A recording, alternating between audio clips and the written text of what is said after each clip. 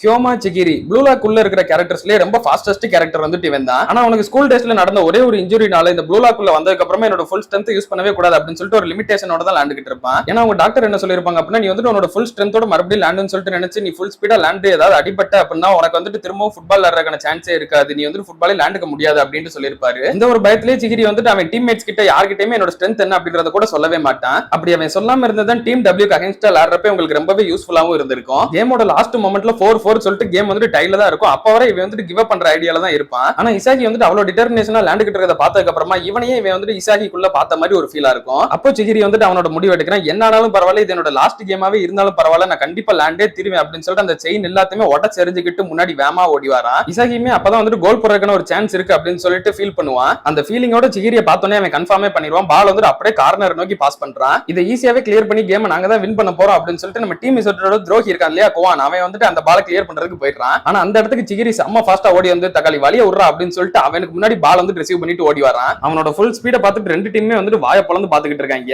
அதுல இன்னொரு ஹைலைட்டான விஷயம் என்ன அப்படின்னா, பாஸ் மாதிரி முன்னாடி கொடுத்துட்டு அந்த பாஸை இவனே போய் ரீச் பண்ணுவான் திரும்ப. இதுல இருந்து சிகிரியோட ஸ்பீட் எந்த அளவுக்கு இருக்கு அப்படின்றத நம்ம ஈஸியாவே புரிஞ்சுக்க முடியும். அண்ட் ரொம்பவே குரூசியலான டைம்ல டீம் டபிள்யூக்கு அகைன்ஸ்டா டீம் இசட்டை வின் பண்ண வச்சதுமே வந்துட்டு சிகிரி தான். உங்களுக்கு சிகிரி எந்த அளவுக்கு பிடிக்கும் அப்படின்றத மறக்காம ஒரு பிங்க் கலர் ஹார்ட் மூலமா கமெண்ட்ல சொல்லிட்டு போங்க.